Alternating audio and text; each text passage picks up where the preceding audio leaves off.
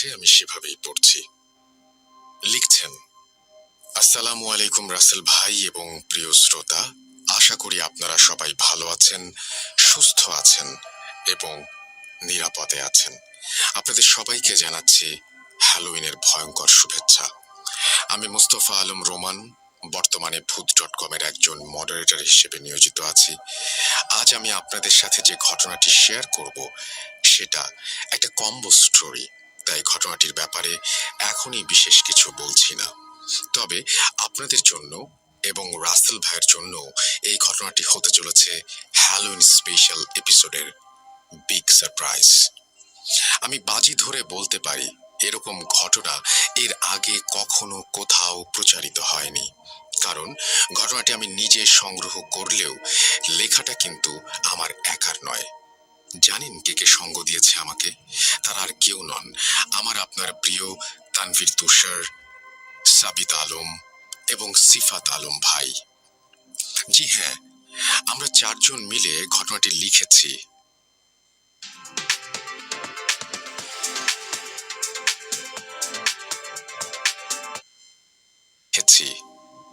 অর্থাৎ আজকে Halloween special এপিসোডে এই ঘটনার মাধ্যমে আপনারা আপনাদের সব পছন্দের স্টোরি টেলারদের লেখকি ভঙ্গির স্বাদ একসাথে গ্রহণ করতে পারবেন। আর আপনাদের জন্য এই সারপ্রাইজের আয়োজন করার মূল পরিকল্পনাকারী সিফাত ভাইকে জানাই অসংখ্য অসংখ্য ধন্যবাদ। যা হোক, এবার ঘটনায় আসা যাক। ঘটনাটি আমি সংগ্রহ করেছি আমার পরিচিত একজন বড় ভাইয়ের কাছ থেকে। পেশায় তিনি একজন ডাক্তার। তার নাম ডাক্তার উৎপল বিশ্বাস। ভূত এফএম এবং ভূত.com-এর অনেক বড় একজন ভক্ত হবার কারণে তার বহুদিনের ইচ্ছে ছিল ঘটনাটি শেয়ার করার, কিন্তু পর্যাপ্ত সময় আর বাংলা লিখতে খুব একটা পারদর্শী না হওয়ায় তিনি ঘটনাটি লিখে পাঠাতে পারেননি। কিছুদিন আগে একটি বিয়ের অনুষ্ঠানে গিয়ে অনেক বছর পর তার সাথে আমার দেখা হয় এবং তিনি আমাকে চিনতে পেরে এগিয়ে এসে কথা বলতে শুরু করেন। একটা সময় তিনি বলেন, তোমার সাথে যোগাযোগের অনেক চেষ্টা করেছি, আজ অনেকদিন পর তোমার সাথে দেখা। তুমি এখন ভূত.com-এর মডারেটর। আমি তোমার সবগুলো ঘটনা শুনেছি এবং আমার কাছে চমৎকার লেগেছে। আমার কাছেও একটা রোমহর্ষক এবং হৃদয় বিদারক ঘটনা আছে। তুমি যদি লিখে পাঠাও তাহলে আমার অনেক দিনের স্বপ্ন পূরণ হবে। উৎপল ভাইয়ের কথা শুনে আমার আর তর সইছিল না, তাই অনুষ্ঠান শেষে বিকেল বেলা তাকে নিয়ে একটা চায়ের দোকানে বসে পড়ি ঘটনা শোনার জন্য। ভেবেছিলাম ঘটনাটি তিনি আমাকে ঠিক যেভাবে বলেছেন আমিও ঠিক সেভাবেই লিখে পাঠাবো, কিন্তু সারপ্রাইজটাকে তো এভাবে হাতছাড়া হতে দেয়া যায় না। তাই ঘটনাটা কিছুটা নাটকীয় ভঙ্গিতেই শুরু করা যাক। ঘটনা 1। সময়টা 2013 সালের 26 মে। পড়ন্ত বিকেল। স্বাভাবিকভাবে আর 5টা দিনের মতো সেদিনের বিকেলটিও। রৌদ্র তাপে পিচ ঢালা রাস্তায় মানুষের চলাফেরা যেন নিত্যদিনের মতো। কিছুটা এগিয়ে যেতেই রাস্তার মাঝে একটি ভিড় দেখা যাচ্ছিল, আর ধীরে ধীরে উৎসুক জনতা এক এক করে সেই ভিড়ের মাঝে সামিল হতে লাগলো।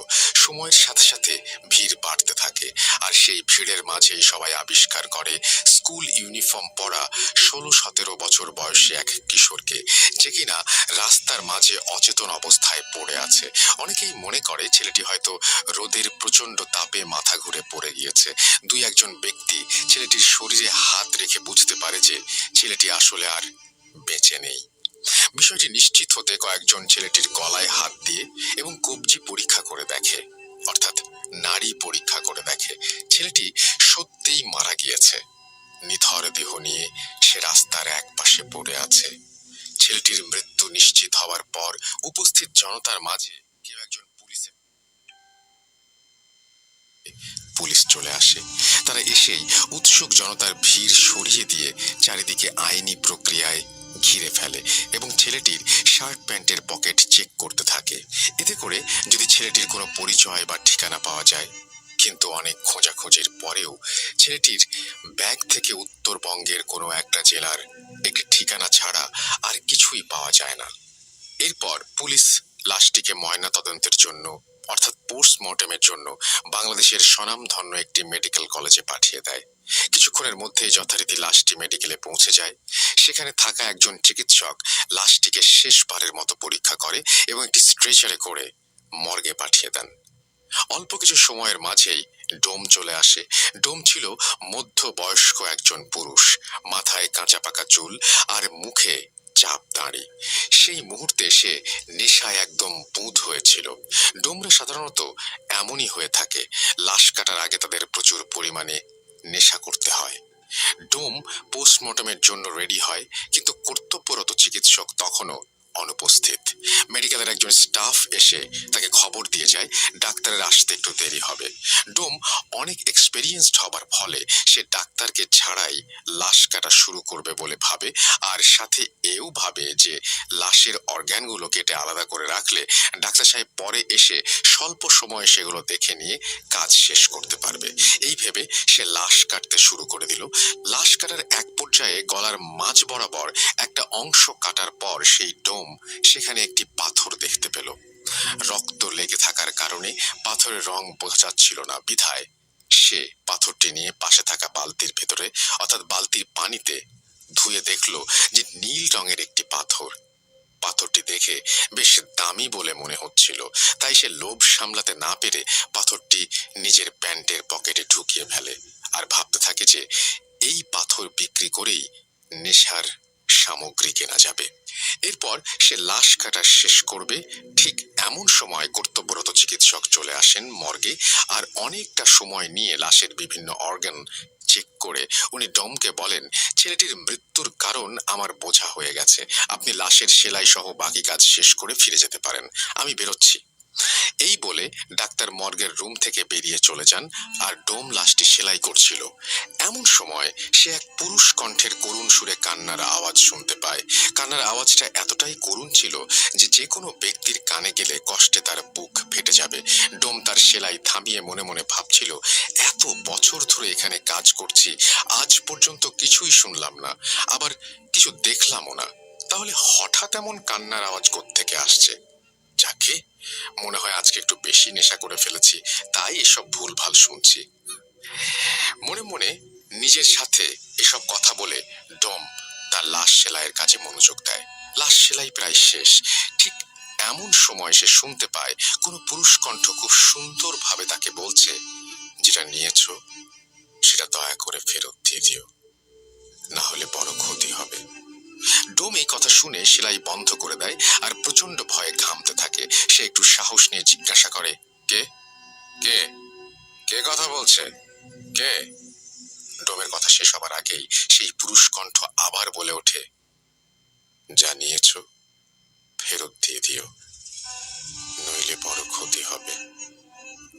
এবার ডোম আরো ভয় পেয়ে যায়, কিন্তু সে নিজেকে সান্ত্বনা দিয়ে ভয় কাটাতে শব্দ করতেই থাকে, হ্যাঁ হ্যাঁ হ্যাঁ, আজকে হয়তো একটু বেশি চড়িয়ে ফেলেছি, তাই এসব আওয়াজ শুনছি।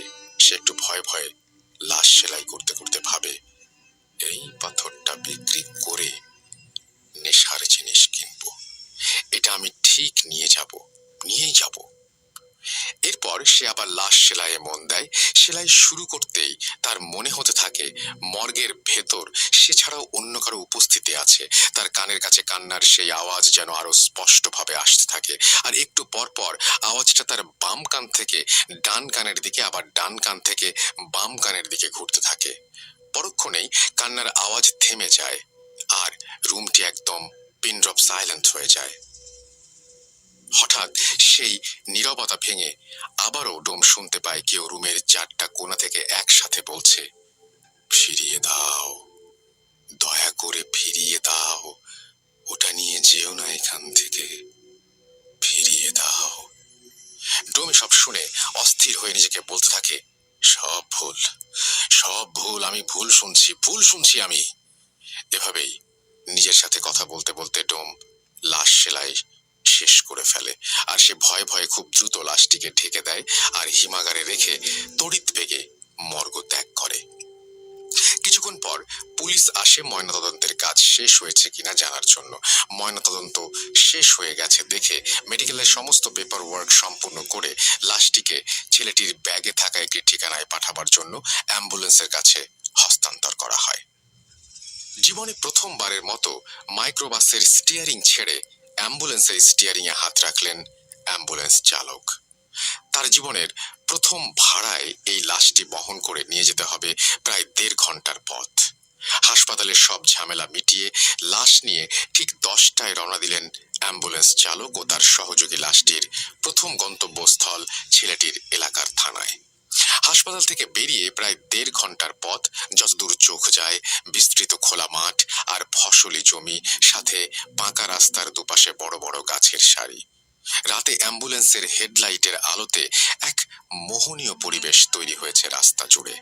কিছু দূর যেতেই অ্যাম্বুলেন্স চালক একটা ক্ষীণ ফিস ফিস শব্দ শুনতে পেলেন। ঠিক বোঝা যাচ্ছে না কে বলছে বা কি বলছে, ফিস ফিস করে বলছে। তিনি আরো ভালোভাবে খেয়াল করলেন এবং শুনতে পেলেন পুরুষ কণ্ঠে একটা চাপা আর্তনাদ খুব করুণ সুরে ভেসে আসছে তার কানে। রাস্তার মাঝে যা কিছু ঘটে ঘটে যাক না কেন, আপনি দয়া করে গাড়ি থামাবেন না। এই ফিস ফিস শব্দ অ্যাম্বুলেন্সের চালক বেশ কয়েকবার শুনতে পেলেন। তিনি শব্দের উৎস খুঁজে না পেয়ে পাশে থাকা সহকারীকে বললেন, তুই কি কোনো ফিস ফিস আওয়াজ শুনতে পাচ্ছিস? তার সহকারী অনেকটা অবাক হয়ে তার দিকে তাকিয়ে বললেন, কই না তো। অ্যাম্বুলেন্স চালক বললেন, আমার মনে হচ্ছে কেউ ফিস ফিস করে কথা বলছে, রাস্তার মাঝে কোনোভাবেই গাড়ি থামাবেন না, এরকম, সাথে করুণ আর্তনাদ। এটা শুনে সহকারী বললেন, ভাই, এই রাতে নির্জন রাস্তায় বাতাসের শব্দ ছাড়া আর কিছুই নাই। আপনি নতুন নতুন অ্যাম্বুলেন্স চালাচ্ছেন, তাই হয়তো মনের ভুলে এইসব শব্দ শুনছেন। আমি তো কিছুই শুনি নাই। এটা হয়তো আপনার মনের ভুল। আপনি নিশ্চিন্তে গাড়ি চালান, কোনো সমস্যা নেই, মাত্র তো এইটুকু পথ। সহকারীর কথা শুনে অ্যাম্বুলেন্স চালকও মনের ভুল ভেবে আবার স্বাভাবিকভাবে গাড়ি চালানো শুরু করেন। এভাবে কিছুক্ষণ গাড়ি চালানোর পর চালক খেয়াল করলেন অন্ধকারের রাস্তার দুপাশে দুজন মানুষ দাঁড়িয়ে হাত উঁচু করে সাহায্য চাইছেন।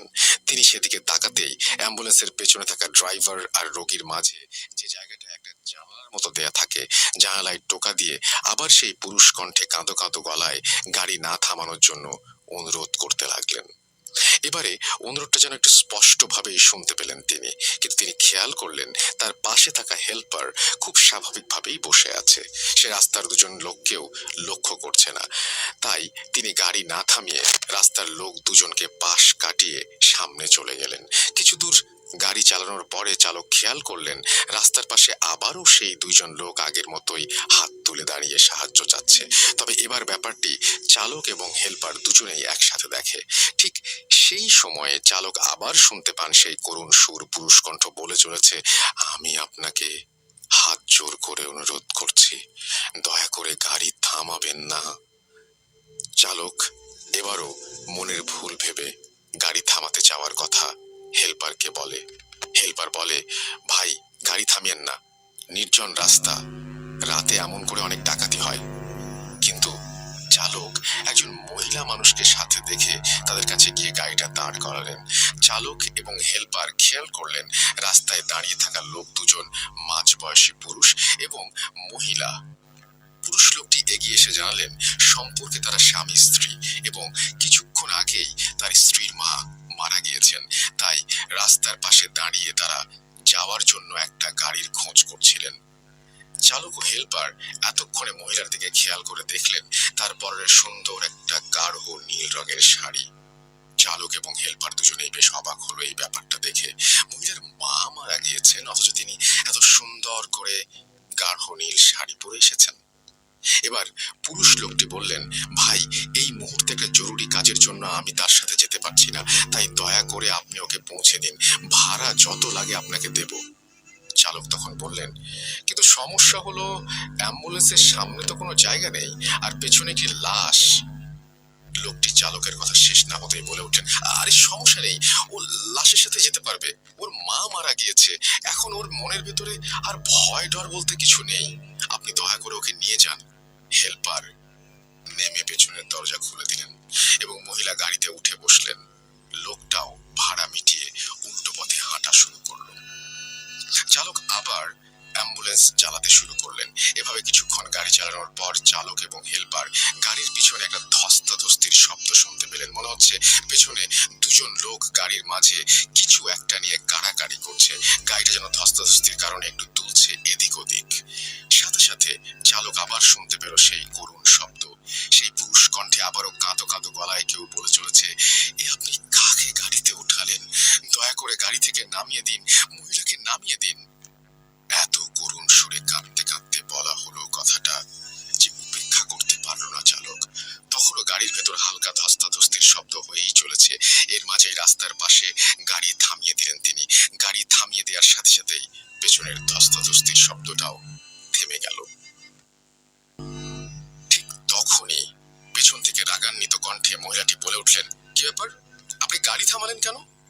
চালক আমতা আমতা করে কিছু বলতে যাবেন, ঠিক সেই সময় মহিলা আরো ক্ষিপ্ত হয়ে বললেন, আপনাকে বললাম না আমার মা মারা গেছেন, তারপরেও আপনি এমন করে গাড়ি থামিয়ে রেখেছেন। দ্রুত চলুন।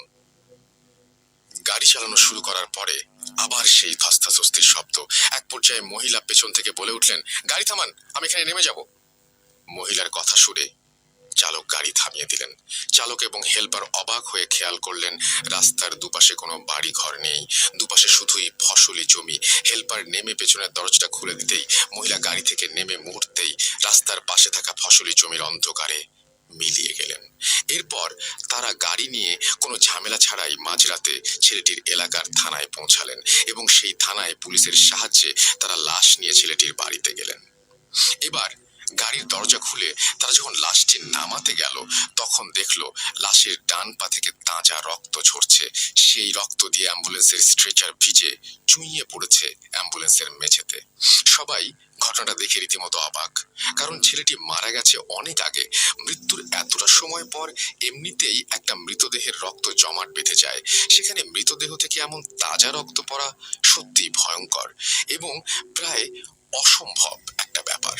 তারা রক্তের উৎস খুঁজতে গিয়ে দেখলো লাশের ডান পায়ের উরুর কাছে গোল করে একটা ক্ষত। দেখে মনে হচ্ছে অনেক সময় যোগ রক্ত চুষে খেলে যেমন হয়, ক্ষতটি ঠিক তেমনই একটি ক্ষত। আর তখনও সেখান থেকে তাজা রক্ত ঝরেই চলেছে। লাশকে গোসল করিয়ে কাফন পরিয়ে জানাজা শেষ করে মাঝরাতেই কবর দেওয়ার জন্য কবরস্থানে নিয়ে যাওয়া হয়। যেহেতু রাতেই কবর দেওয়া হবে তাই চালক এবং হেল্পার চিন্তা করলেন কবরটা দিয়েই যাই। লাশ যখন কবরে নামিয়ে বাঁশের খাড়াল বিছিয়ে কবর দেয়া হচ্ছে, চালক আর হেল্পার তখন কবর থেকে একটু দূরে দাঁড়িয়ে হঠাৎ খেয়াল করলেন তার থেকে কয়েকটা কবর সামনেই 16-17 বছর বয়সী একটা ছেলে মাটিতে বসে এক দৃষ্টিতে তাকিয়ে আছে তাদের দিকে আর অঝরে কেঁদে চলেছে। তিনি ভাবলেন সে হয়তো মারা যাওয়া ছেলেটির বন্ধু, তাই বন্ধুর মৃত্যুতে এমন করে কান্না করছে। কিন্তু একটু পরে খেয়াল করলেন ছেলেটি শুধু তার দিকেই তাকিয়ে কান্না করে যাচ্ছেন আর অন্য কারো দিকে তাকাচ্ছেন না। তিনি ভালো করে খেয়াল করে দেখলেন অন্য কেউ ছেলেটিকে দেখছেও না। ব্যাপারটা তখন বেশ ভয়ের আর অদ্ভুত লাগে তার কাছে। কবর দেয়া শেষ করে তারা যখন বাড়ির পথে যাত্রা শুরু করলেন তখন চালক খেয়াল করলেন গাড়ির হেডলাইটের আলোতে রাস্তার পাশে কবরস্থানে কাঁদতে থাকা সেই ছেলেটি রাস্তার পাশে বসে ঠিক আগের মতোই তার দিকে তাকিয়ে আছে এবং কান্না করছে। সে কিছুক্ষণ পরপরই রাস্তার পাশে এমন করে ছেলেটিকে দেখছিল। চালক তখন অনেকটা ভয় পেয়ে যান। তার মনে তখন একটাই প্রশ্ন, তিনি ছেলেটাকে পার করে আসার পরেও কেন বারবার এমন দেখছেন আর শুধুমাত্র তার দিকে তাকিয়েই বা কেন কান্না করছে। এসব ভাবতে ভাবতে কিছু দূর এগিয়ে আবার দেখেন ছেলেটি রাস্তার পাশে তার দিকে তাকিয়ে কান্না করছে। চালক আবার ছেলেটির দিকে তাকাতেই হেল্পার চিৎকার দিয়ে ওঠে। হেল্পারের চিৎকার শুনে সামনে তাকাতেই চালক দেখে অপর দিক থেকে একটা দ্রুত গতিতে মালবাহী ট্রাক ছুটে আসছে। কিছু বুঝে ওঠার আগেই এসে সজোরে ধাক্কা দেয় অ্যাম্বুলেন্সটাকে। অ্যাক্সিডেন্টের সাথে সাথেই জ্ঞান হারিয়ে ফেলেন অ্যাম্বুলেন্সের চালক এবং হেল্পার।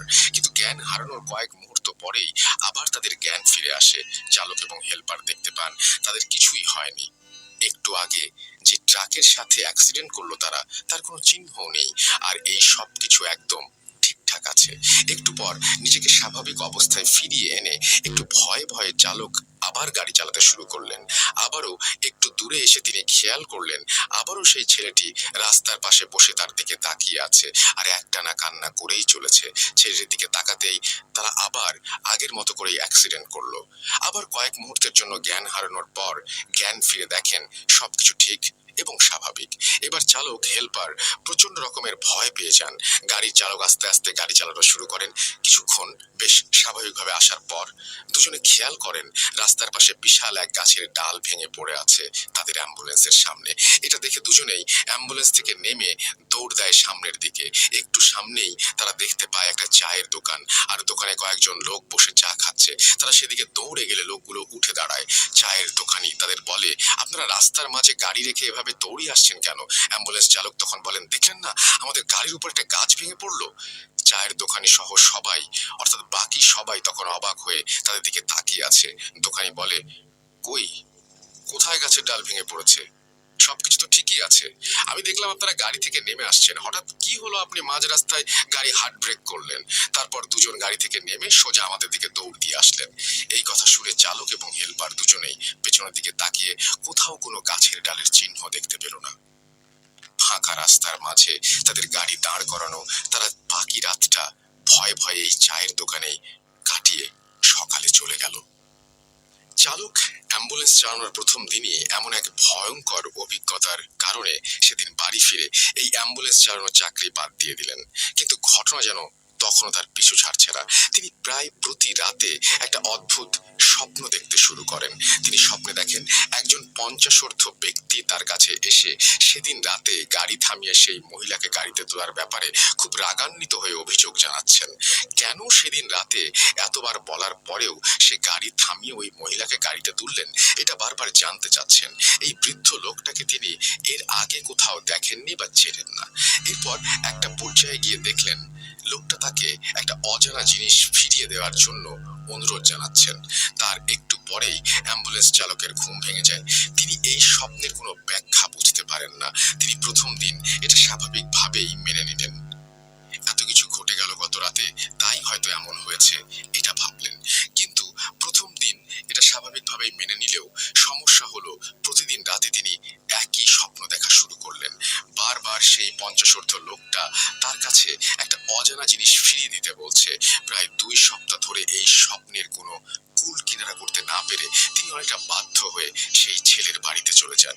সেদিন রাতে যে বাড়িতে তিনি লাশ নামিয়ে দিয়েছিলেন সেই বাড়িতে গিয়ে দেখতে পান ছেলের বাবা মারা গিয়েছেন এবং তাকেও তার ছেলের পাশে কবর দেয়া হয়েছে। তিনি আশেপাশের কয়েকজনকে তার স্বপ্নে দেখা বৃদ্ধটির চেহারার বর্ণনা দিলেন, এমন কাউকে তারা দেখেছে কিনা। সবাই তাকে হতাশ করে দিয়ে বলে এমন কাউকে তারা কোনো দিন দেখেনি।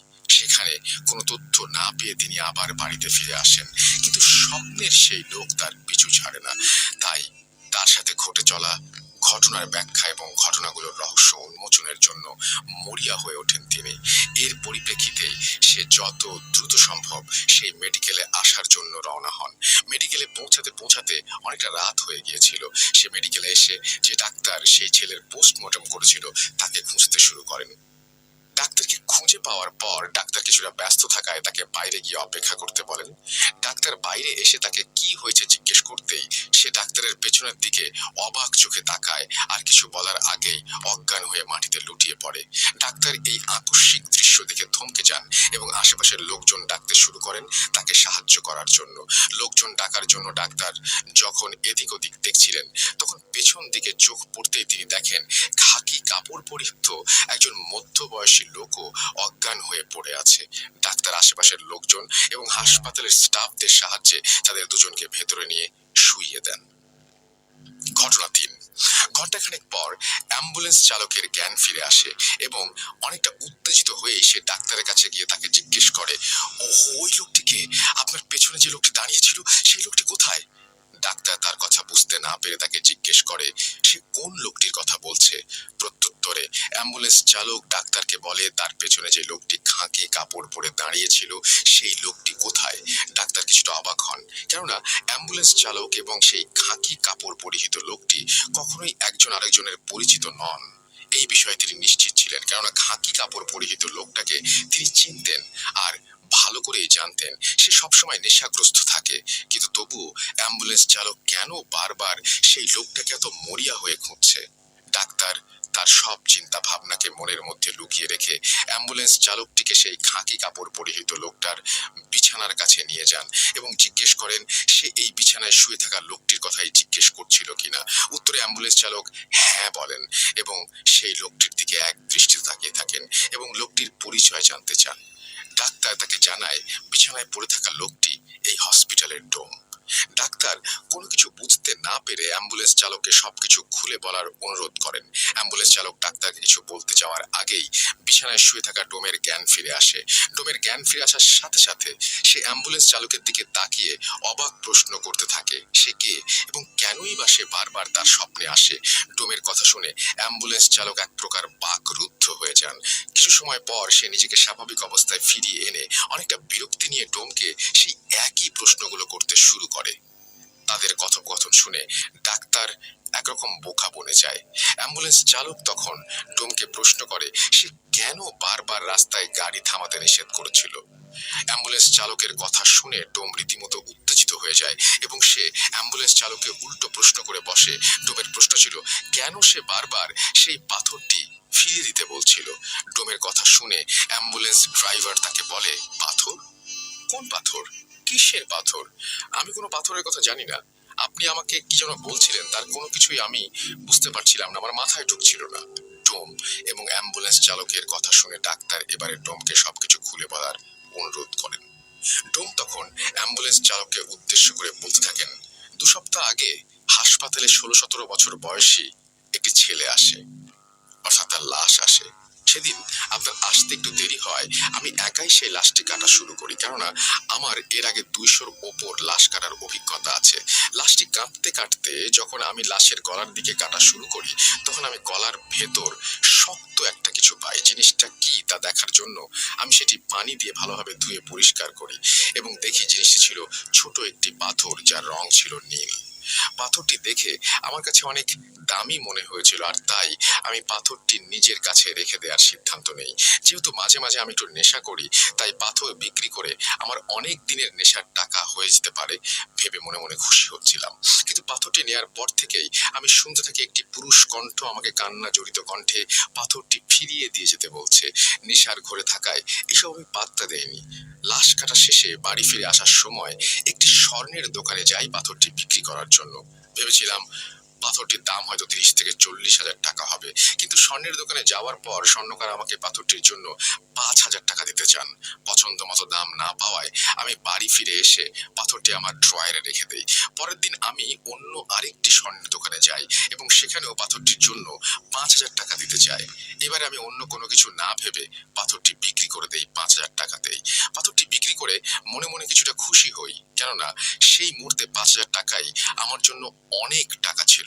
পাথর বিক্রি করে সেই টাকা থেকে আমি বাসায় আবার 300 টাকা খরচ করি এবং বাসায় এসে ঘুমানোর আগে আমার ড্রয়ারে 4,700 টাকা রেখে দেই। পরের দিন সকালে আমি যখন বাইরে যাওয়ার জন্য ড্রয়ার খুলে টাকা নিতে যাই তখন আমি দেখি ড্রয়ারে কোনো টাকা নেই আর টাকার জায়গায় সেই নীল পাথরটি রাখা।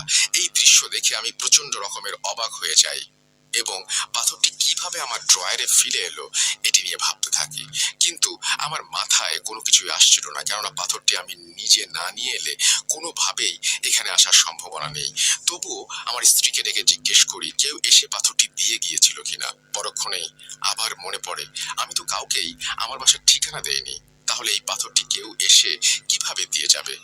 এসব ভাবতে ভাবতে আমি আবার পাথরটি বিক্রি করতে আগের স্বর্ণের দোকানে যাই। স্বর্ণের দোকানে যাওয়া মাত্রই স্বর্ণকার এবং দোকানের অন্য লোকজন আমাকে একরকম বেঁধে ফেলে। আমি তাদের কাছে কারণ জিজ্ঞাসা করলে তারা বলে আমি নাকি গতকাল রাতের বেলা তাদের দোকানের সামনে গিয়ে স্বর্ণকারকে ফোন দেই এবং তাকে পাথরটি ফিরিয়ে দিতে বলি এবং পাথর ফিরিয়ে না দিলে আমি নাকি দোকান ভাঙচুর করব হুমকি দেই। স্বর্ণকার ওই রাতেই দ্রুত এসে আমাকে পাথরটি ফিরিয়ে দেওয়ার পর আমি নাকি তাকে 4,700 টাকা দেই। আর স্বর্ণকার বাকি 300 টাকা কোথায় জানতে চাইলে আমি নাকি স্বর্ণকারকে দুটো চড় মেরে সেখান থেকে পাথরটা নিয়ে চলে আসি। স্বর্ণকারের কথা বিশ্বাস না করায় সে আমাকে তার দোকানের সিসিটিভি ফুটেজ দেখাতে চায়, আর আমিও রাজি হয়ে যাই। কিন্তু অবাক করা ব্যাপার হলো সেদিন রাতের কোনো ফুটেজই ক্যামেরায় ধরা পড়েনি। এরপর আমি স্বর্ণকারকে বুঝিয়ে শুনিয়ে পাথরটি আবার তাকে দিয়ে 4,700 টাকা নিয়ে বাসায় চলে আসি। বাসায় ফিরে আসার আগে আমি আবার সেই 300 টাকা খরচ করেছিলাম। ঘুমানোর আগে আমি টাকা ড্রয়ারে রেখে দিয়েছিলাম এবং সকালে উঠে আবার পাথরটি নিয়ে আবার স্বর্ণকারের কাছে যাই। এবারে স্বর্ণকার আমাকে তার কয়েকজন লোক দিয়ে মারধর করতে শুরু করে। আমি তাকে মারধরের কারণ জিজ্ঞাসা করলে সে আমাকে বলে আমি নাকি গতকাল রাতেও আগের মতোই এসে তাকে ফোন দেই এবং পাথরটি ফেরত চাই। এবারে স্বর্ণকার তার সাথে আরো দুজন লোক নিয়ে আসে যেন আমি তাকে আর মারতে না পারি, কিন্তু এবারও নাকি আমি তাকে 4,400 টাকা ফেরত দিতে গেলে সে বাকি টাকাটা কোথায় জিজ্ঞেস করার পর আমি একাই স্বর্ণকার এবং তার সাথে থাকা দুই ব্যক্তিকে মেরে সেখান থেকে চলে আসি। এবারে আমি আর পাথরটি বিক্রি করিনি। পাথরটি পাওয়ার পর থেকেই আমি রাতের বেলা স্বপ্ন দেখতে শুরু করি, আর স্বপ্নের সেই ব্যক্তিটি আর কেউ না, তিনি হচ্ছেন অ্যাম্বুলেন্স চালক। আপনি আমার স্বপ্নে এসে পাথরটি ফেরত দিতে বলছেন। আমি মনের ভুল ভেবে বারবার এসব কিছু অগ্রাহ্য করে যাচ্ছিলাম, কিন্তু প্রতিদিনই আমি স্বপ্ন দেখি আপনি আমাকে বারবার পাথরটি ফেরত দিতে বলছেন। আপনি কেন আমার সাথে এরকম করছেন? কে আপনি? কি চান আমার কাছে? চালক ডোমের এই কথাগুলো শুনে কোনো অর্থই খুঁজে পাচ্ছিল না এবং সে নিজের দেখা স্বপ্নের কথাও ডোমকে জানায়। ডাক্তাররা তখন চুপচাপ দাঁড়িয়ে তাদের কথা শুনছিল। এবার সে বলতে শুরু করে ওই লাশের পোস্টমর্টম হবার পর থেকে আমার সাথেও ছোটখাটো কিছু ঘটনা ঘটছে। যেদিন আমি লাশটার পোস্টমর্টম করি সেদিন থেকেই আমি রাতের বেলা প্রায় সময়ই দেখতাম 16-17 বছর বয়সী একটি ছেলে যার হাতে অনামিকা আঙুলটি কাটা এবং সে আমার বারান্দায় বসে কাঁদছে এবং আমার দিকে তাকিয়ে হাত এমন ভাবে ইশারা করছে যেন সে আমাকে তার কাছে ডাকছে কিছু বলবার জন্য। আমি মনের ভুল ভেবে অন্যদিকে মনোনিবেশ করার পরেও তাকে বারবার দেখতে পাচ্ছিলাম। সে আমাকে বলে মর্গ থেকে নাকি তার একটি জিনিস হারিয়ে গিয়েছে এবং সেটি এই হাসপাতালের সাথে জড়িত কারো কাছেই আছে। সে কান্না করতে থাকে এবং আমাকে তার জিনিসটি খুঁজে দেওয়ার জন্য অনুরোধ করতে থাকে। আমি প্রায় প্রতি রাতেই তাকে আমার বারান্দায় একই অবস্থায় বসে কান্না করতে দেখি এবং সে আমার কাছে বারবার তার হারানো জিনিস খুঁজে দেওয়ার অনুরোধ করে। তাদের তিনজনের কথার পর পরস্পরের মনে যেন এক ধোঁয়াশার সৃষ্টি হয়। তাদের সাথে কি হচ্ছে তারা কেউ কোনো কিছু বুঝতে পারছিল না। কোনো কিছু বুঝতে না পেরে তারা পুলিশের শরণাপন্ন হয়। পুলিশ স্টেশনে গিয়ে সেই লাশটির সম্পর্কে তথ্য জানতে চাইলে পুলিশ সরাসরি তাদেরকে তথ্য দিতে মানা করে দেয় এবং তারা পরীক্ষা নিরীক্ষা ও তদন্তের পর কিছু জানতে পারলে তাদের জানাবে, আর প্রয়োজন পড়লে তাদের ডাকা হবে। পুলিশ তাদের কাছে এই সব তথ্য জানতে চাওয়ার কারণ জানতে চাইলে তারা পুলিশকে সবকিছু খুলে বলে, কিন্তু পুলিশ এইসব অলৌকিক ব্যাপারে হাসি ঠাট্টায় উড়িয়ে দিয়ে তাদেরকে পুলিশ স্টেশন থেকে চলে যেতে বলে। এরপর তারা সকলেই নিজ নিজ বাসায় চলে যায়।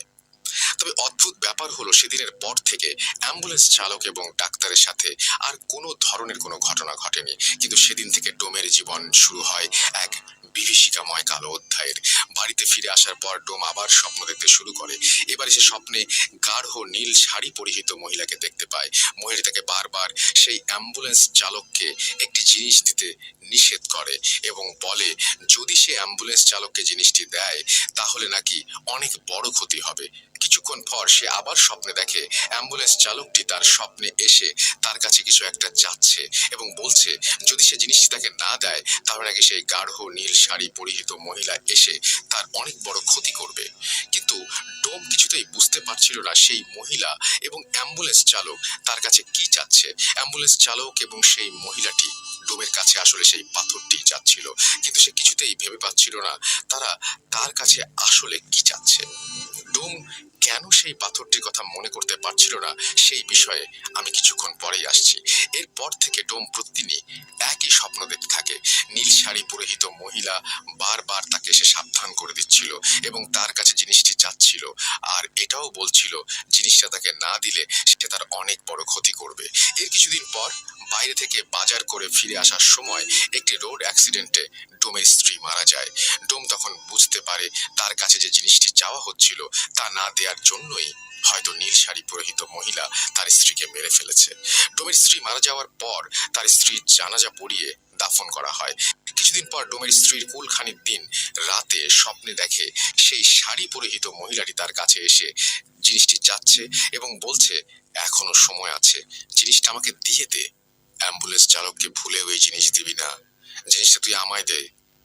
আর যদি তুই আমাকে জিনিসটা না দিস তাহলে তোর মেয়েকে হারাতে হবে, আমি চাইলে তোকেও মেরে ফেলতে পারি। এই স্বপ্ন দেখে ভয়ে ডোমের ঘুম ভেঙে যায় এবং সে ভাবে তার মেয়ের যেন কোনো ক্ষতি না হয়, তাই সে আর মর্গের কাজে যাবে না।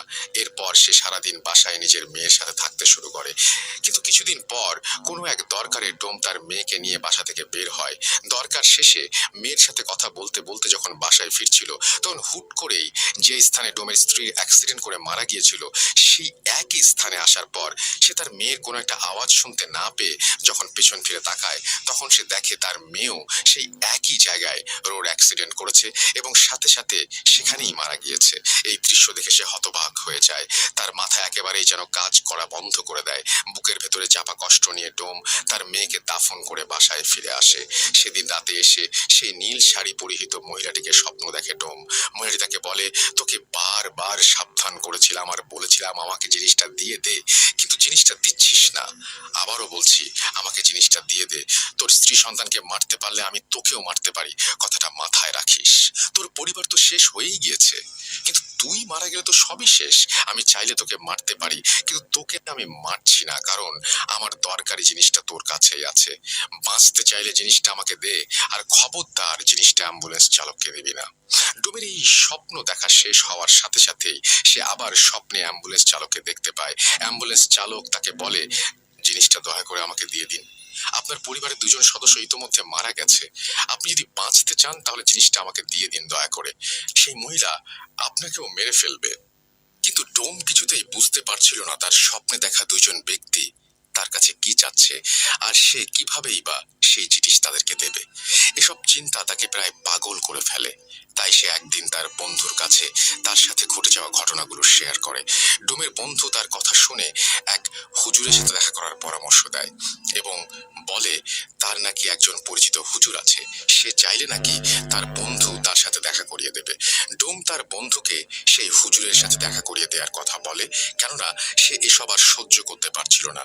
পরের দিন সকালে ডোমের বন্ধু তাকে ফোন দিয়ে বলেন তার এলাকার মসজিদের ইমামের সাথে তিনি কথা বলেছেন এবং ইমাম সাহেব ডোমের সাথে বিকেলে দেখা করতে চেয়েছেন।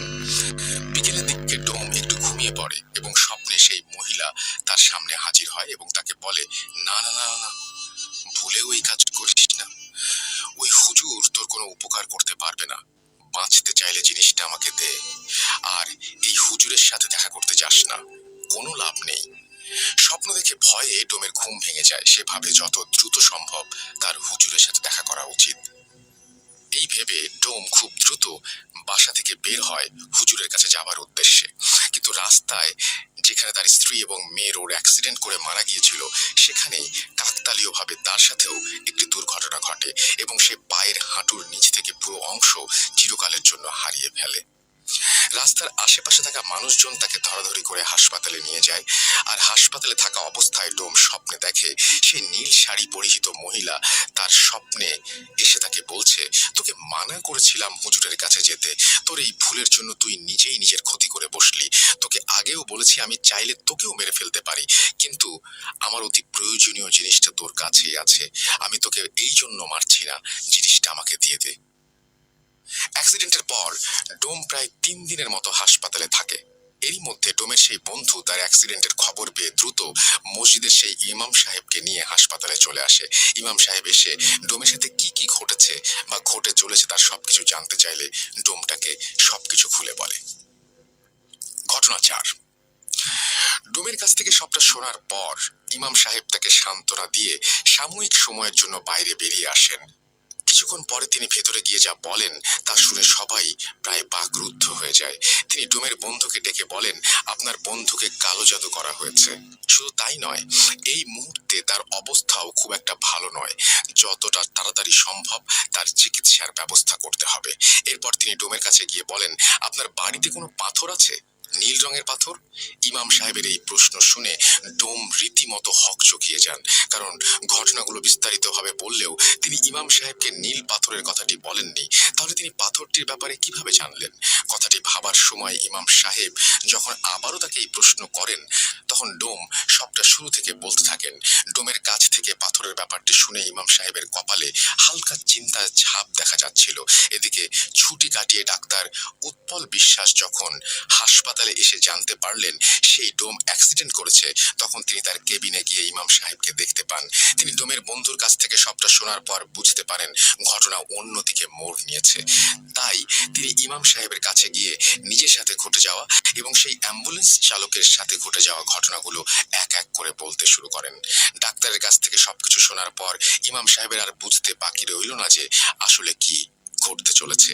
তাই তিনি আর দেরি না করে ডাক্তারের পারমিশন নিয়ে ডোমকে বাড়িতে নিয়ে যান। তিনি যখন ডোমের ঘরে পা রাখেন, ঠিক তখনই তিনি বুঝতে পারেন সেই বাড়িতে ঢুকতে অদৃশ্য কোনো একটি শক্তি তাকে বাধা দিচ্ছিল, যেটা কিনা তার থেকেও অনেক শক্তিশালী। তাই তিনি নিজের এবং ডোমের ও তার বন্ধুর শরীর বন্ধ করে প্রবেশের চেষ্টা করেন। তবুও শুধুমাত্র ইমাম সাহেবের ক্ষেত্রেই এক প্রকার বাধা অনুভব হচ্ছিল। পরবর্তীতে ইমাম সাহেবের ভাষ্য মতে ব্যাপারটি ছিল ঠিক দুটি চুম্বক সমমেরুর মতো। দুটি চুম্বকের সমমেরু যেভাবে একে অপরকে বিকর্ষণ করে, ঠিক তেমনি ইমাম সাহেবকে ডোমের বাড়িতে ঢুকতে দেওয়ায় বাধা প্রদান করা হচ্ছিল। পরিস্থিতির অবনতি হতে পারে ভেবে তিনি ডোম এবং তার বন্ধুকে ভেতরে পাঠান পাথরটি নিয়ে আসার জন্য। কিন্তু ঘরের ভেতর গিয়ে পাথরটি হাতে নেওয়ার সাথে সাথেই দরজা আপনা আপনি বন্ধ হতে শুরু করে। ইমাম সাহেব নিজের মতো করে চেষ্টার পরেও পরিস্থিতি অনুকূলে আনতে না পারায় তিনি ওস্তাদের সাথে যোগাযোগ করেন এবং তার সাহায্য নিয়ে ডোম ও তার বন্ধুকে ঘর থেকে বের করে আনেন। তবে তখনও তিনি পাথরটি হাতে নিতে পারছিলেন না। কোন একটি অদৃশ্য শক্তি পাথরটি তার হাতে নিতে বাধা সৃষ্টি করছিল। কিন্তু আল্লাহর কালামের ওপর তো আর কিছু নেই। তাই বিভিন্ন তদবিরের মাধ্যমে তিনি পাথরটি নিয়ে একটা সাদা বাক্সে বন্দি করে নেন। এই ঘটনা চলাকালীন ইমাম সাহেব নিজের তদবিরের মাধ্যমে পুরো ঘটনাটি জেনে গিয়েছিলেন। কিন্তু এই ঘটনাগুলো ঘটার পেছনে যাদের হাত ছিল, তিনি তাদেরকে খুঁজে তাদের মুখ থেকে এই ঘটনা শুনতে চেয়েছিলেন। তাই তিনি দেরি না করে 16-17 বছর বয়সী ছেলেটির বাড়িতে খোঁজ নিয়ে সেদিকে রওনা হন। সেই এলাকায় যাওয়ার পথে ইমাম সাহেব রাস্তায় একজন কিশোরকে দেখতে পান, যে কিনা তার দিকে অপলক দৃষ্টিতে তাকিয়ে কেঁদে চলেছে। কিন্তু সেই কিশোরের মলিন মুখেও মিষ্টি একটা হাসি। প্রথমে ব্যাপারটি তিনি বুঝতে না পারলেও রাস্তায় কয়েকবার ঘটনাটি লক্ষ্য করার পর তিনি সবটা বুঝতে পারেন। গন্তব্যস্থলে পৌঁছে তিনি সরাসরি ছেলেটির বাড়িতে চলে যান এবং তার মায়ের সাথে কথা বলেন। কিন্তু সেখানে গিয়ে তিনি রীতিমতো অবাক হয়ে যান, কারণ মাত্র 3 দিন আগে ছেলেটির মাও এই দুনিয়া থেকে বিদায় নিয়েছেন।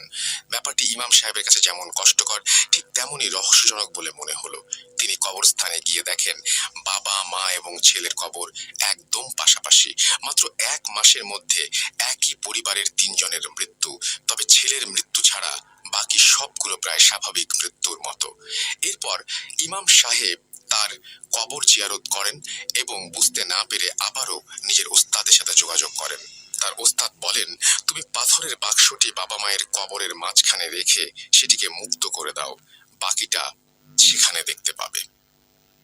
ইমাম সাহেব তার ওস্তাদের কথা মতো কাজগুলো করার পর যা দেখেন তা ছিল শরীর শিউরে ওঠার মতো। তিনি দেখেন পাথরটি মুক্ত করে দেবার পর কবরের পাশ থেকে করুণ সুরে আর্তনাদ এবং কান্নার আওয়াজ। ব্যাপারটি দেখে তিনি কিছুটা ভয় পেয়ে যান। তবে তিনি যখন সালাম দিয়ে কথা বলার চেষ্টা করেন, তখন অদৃশ্য কেউ তার সালামের উত্তর নিয়ে কবরের পাশ থেকে বলতে শুরু করেন। কণ্ঠ ছিল একটা পুরুষ কণ্ঠের মতো। তিনি বলেন, ওয়ালাইকুম আসসালাম। আপনাকে আমি কি বলে ধন্যবাদ জানাবো আমি জানি না। শেষ পর্যন্ত আপনি আমাকে আমার গন্তব্যস্থলে পৌঁছে দিয়েছেন। কিন্তু যাদের জন্য আমার এত লড়াই, তারাই আজ পৃথিবীতে নেই। এটা বলে আবারও চাপা সুরে কান্নার আওয়াজ। ইমাম সাহেব কিছু কথা বলে তাকে সান্ত্বনা দেওয়ার চেষ্টা করেন এবং জিজ্ঞেস করেন আসলে তিনি কে এবং তাদের সাথে কি সম্পর্ক। কিছুক্ষণ পর সেই অদৃশ্য পুরুষ কণ্ঠ নাম বলে আর বলতে থাকে, আমি একজন জিন। এই নীল পাথরটি আমার বাসস্থান।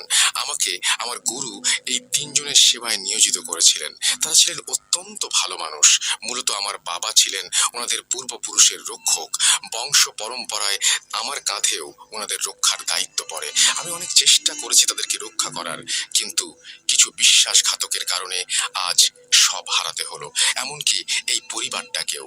ইমাম সাহেব সবটা শুনে সেই বিশ্বাসঘাতকের ব্যাপারে জানতে চাইলে সেই জিনটি তার কাছ থেকে 3 দিনের সময় চেয়ে নেয় এবং বলে সেই বিশ্বাসঘাতকদের ইমাম সাহেবের মাধ্যমে সে সবার সামনে নিয়ে আসতে চায়। ইমাম সাহেব বাড়ি ফিরে যাওয়ার আগে সেই জিনটি একটি নির্দিষ্ট জায়গায় পাথরটি রেখে আসতে বলেন এবং ইমাম সাহেব জিনটির কথা মতো কাজ করে বাড়িতে ফিরে যান। প্রথম দিন কোনো সমস্যা দেখা না দিলেও তৃতীয় দিন রাতে ইমাম সাহেব একটি স্বপ্ন দেখেন।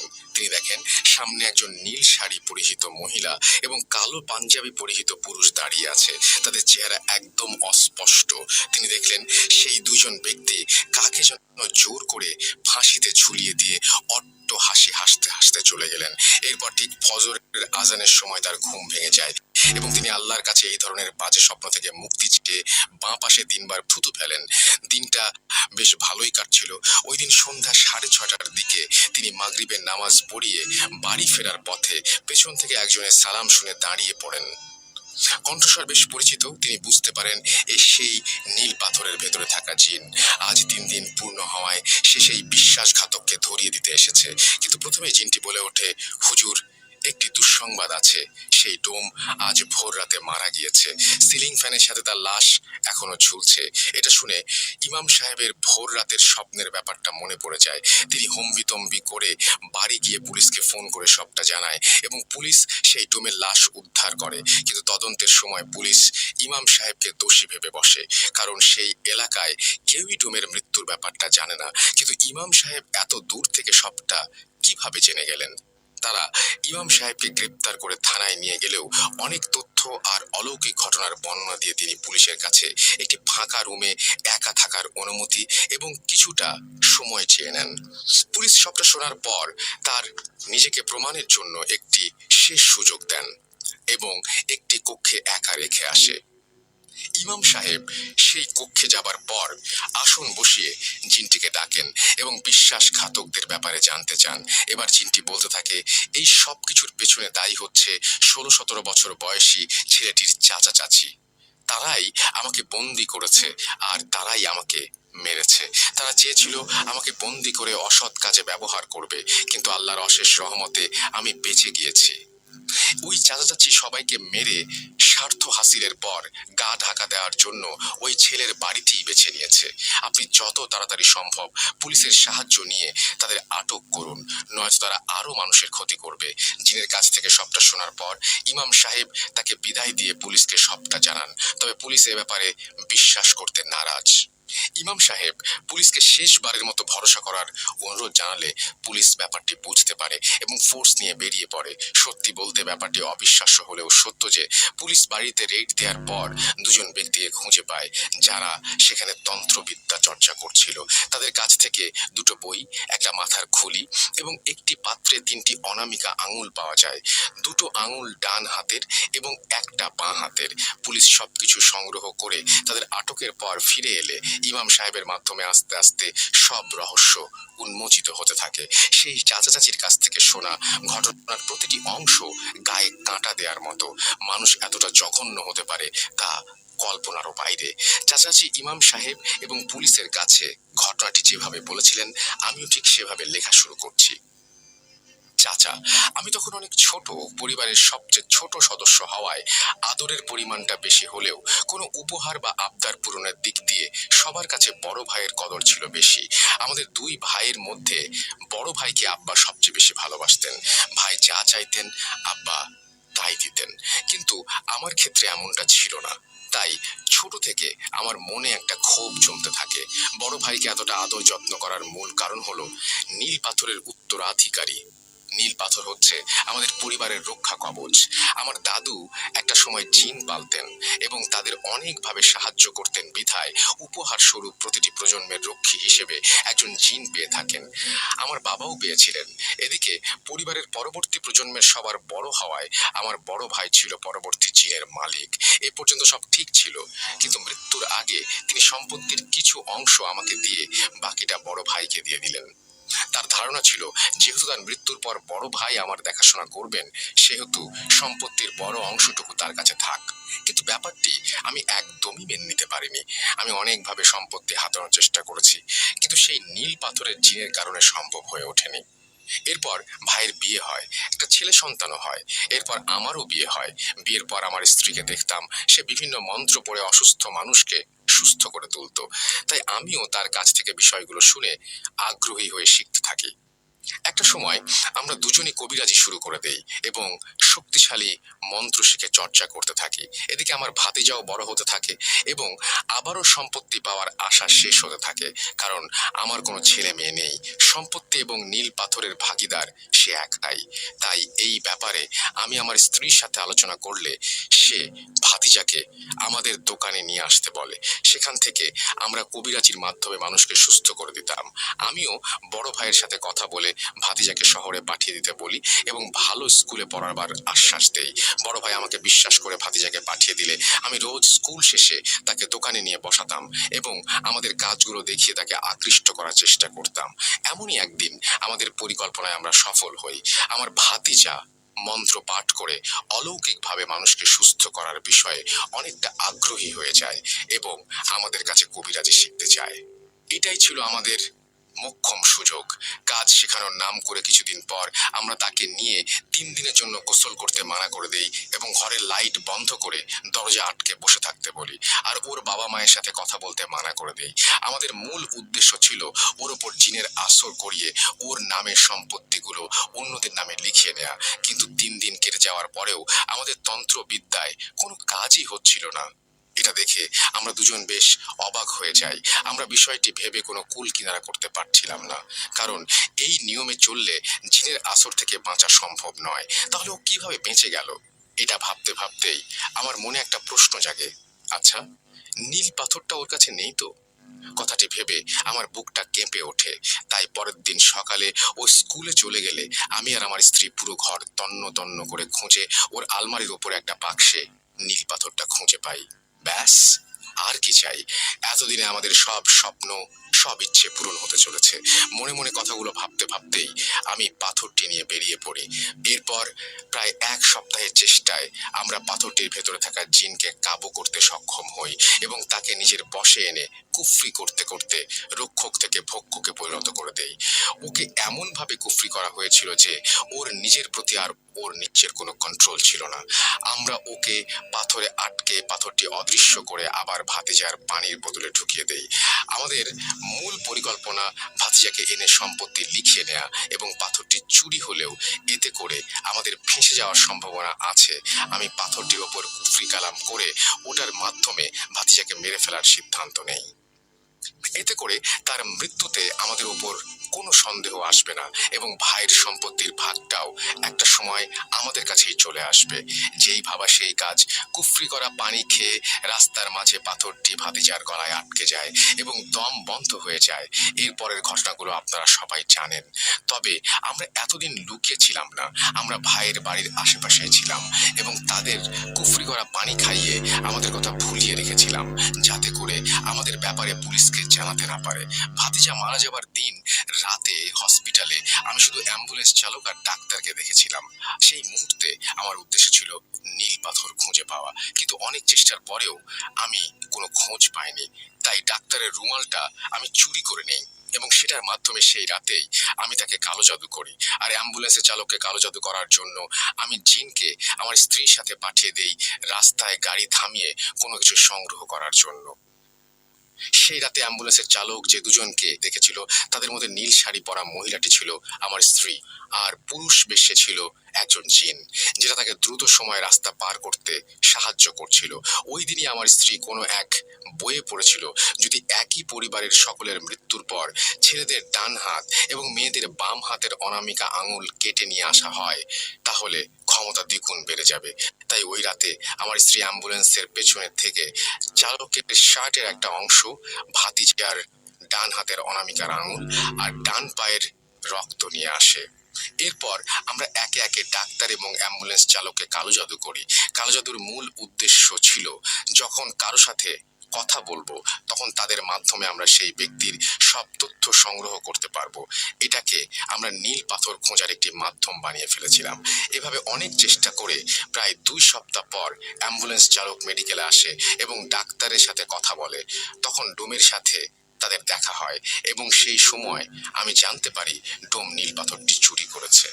তাই ওই দিনের পর ডাক্তার এবং অ্যাম্বুলেন্স চালকের ওপর থেকে কালো জাদুর প্রভাবটি কাটিয়ে ডোমের ওপর জাদু করা হয় পাথরটা ফিরিয়ে আনার জন্য। কিন্তু এখানে একটি সমস্যা দেখা দেয়। ভাতিজার মৃত্যুর পর জাদুর প্রভাব কেটে যাওয়ায় নীল পাথরে থাকা জিনটি নিজের ক্ষমতা ফিরে পায়, কিন্তু তার পক্ষে একা চলাচল করা অসম্ভব ছিল। তাই আমি যখনই ডোমের স্বপ্নে গিয়ে পাথর ফিরিয়ে দেওয়ার কথা বলতাম, তখন পাথরের ওই জিনটি অন্য রূপ ধরে তার কাছে গিয়ে পাথর ফিরিয়ে দিতে মানা করত। স্বপ্নে বারবার পাথরের কথা উল্লেখ করা হতো ঠিকই, কিন্তু ঘুম ভাঙার পর নীল পাথরের জিনের প্রভাবে স্বপ্নের সব কথা মনে থাকলেও পাথরের কথাটা মনে থাকতো না। আমরা তাকে অনেকভাবে ভয় দেখিয়ে তার স্ত্রী মেয়েকে মেরে এবং তাকে নানা রকমের হুমকি দিয়েও পাথরটি নিতে চেয়েছিলাম, কিন্তু সফল করতে পারিনি। এভাবে আমরা যখন সফল হতে পারছিলাম না, তখন শক্তি বৃদ্ধির জন্য আমরা আমার ভাবিকে মারার সিদ্ধান্ত নেই। আমার ভাইকে মেরেছিলাম অনেক আগেই। পাথরের খোঁজ করতে অনামিকা আঙুলের প্রয়োজন অনুভব করায় আমার বড় ভাইকে আগেই সরিয়ে দিয়েছি। এবার পাথরটা নিজের কাছে আনার জন্য শেষ ব্যক্তি ছিল ভাবি। তাই একদিন সুযোগ বুঝে আমাদের পোষা জিনের মাধ্যমে ভাবিকেও সরিয়ে দেই এবং বাঁ হাতের অনামিকা আঙুলটি কেটে নিই। আমরা প্রতিটা অনুষ্ঠানে উপস্থিত থাকতাম যেন কেউ আমাদের সন্দেহ না করে, আর আঙুল নেয়ার পর এমন ভাবে প্রলেপ লাগিয়ে দেয়া হতো সেটা খালি চোখে দেখলে কেউ ধরতে পারবে না। এভাবে আমরা আমাদের স্বার্থ হাসিলের একদম শেষ পর্যায়ে চলে এসেছিলাম এবং সেই বাড়িতেই থাকতে শুরু করেছিলাম। তবে এই বাড়িতে থাকার ব্যাপারটি কেউ জানতো না। এত চেষ্টার পরেও শেষ মুহূর্তে নীল পাথর থেকে জিন মুক্ত হয়ে যাওয়ার কারণে সব গোলমাল হয়ে যায়। পাথরটি খুঁজে পেতে শেষবারের মতো চেষ্টা করতে বসেছিলাম ঠিকই, কিন্তু ধর্মের কাছে আমরা হার মেনে যাই। এটা ছিল সেই ছেলেটির চাচা চাচির দেয়া বয়ান এবং ঘটনার চতুর্থ এবং শেষ অংশ। কিন্তু সবচেয়ে আশ্চর্যের বিষয়, মাত্র 2 দিনের মাথায় জেলের ভেতর তাদের দুজনকে মৃত অবস্থায় পাওয়া যায়। ভেতরে গিয়ে দেখা যায় তাদের দুজনেরই মাথা বাদে শরীরের প্রত্যেকটি অঙ্গ মুচড়িয়ে উল্টো করে রাখা। এই অলৌকিক ব্যাপারটা এবং একই পরিবারের 3 জনের রহস্যজনক মৃত্যুর খবরটা প্রকাশ পাওয়ার আগ মুহূর্তে তাদের দুজনের মৃত্যু পুলিশকে নাড়া দিয়ে দেয়। কারণ জেলে থাকা অবস্থায় দুজনের আকস্মিক মৃত্যুর দায়ভার তাদের উপরেই বর্তায়। তাই নিজেদের সেফটির জন্য তারা এটিকে সুইসাইড বলে চালিয়ে দেয়। ঘটনাটি মূলত এইটুকুই ছিল। এটা আমার কাছে আজও অবিশ্বাস্য বলে মনে হলেও ধর্মের বিশ্বাসে অসম্ভব কিছুই নেই। আমি উৎপল ভাইয়ের কাছ থেকে ঘটনা শোনার পর সেই হুজুরের সাথে দেখা করেছি এবং অ্যাম্বুলেন্স চালকের সাথেও ফোনে কথা বলেছি, তাই একটু হলেও ভরসা করতে পারি। আর হ্যাঁ, আপনাদের জন্য আরো একটা সারপ্রাইজ আছে। নীল পাথর থেকে জিন মুক্তির পর সেই জিন উপহার হিসেবে হুজুরকে পাথরটা দিয়ে গিয়েছে। হুজুরের কাছে এখনো সেই পাথরটি আছে। আমি যখন হুজুরের সাথে দেখা করতে গিয়েছিলাম তখন তিনি আমাকে পাথরটি দেখিয়েছিলেন, আর আমার কাছে এই মুহূর্তে নীল পাথরের একটি ছবিও আছে। ছবিটি দেখতে চাইলে আমাদের ফেসবুক পেজে ইনবক্স করুন। আশা করি ঘটনাটি আপনাদের ভালো লেগেছে।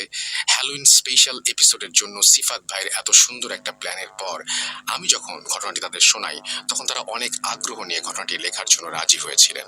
তাই আমি আবারও তানভীর তুষার, সাবিত আলম আর সিফাত ভাইকে মন থেকে শুকরিয়া জানাচ্ছি। আজ এই পর্যন্তই। সবাই ভালো থাকবেন, সুস্থ থাকবেন, মোস্ট ইম্পর্টেন্টলি ভূত.com এর সাথে থাকবেন। সবাইকে আবারও হ্যালোইনের শুভেচ্ছা। আসসালামু আলাইকুম।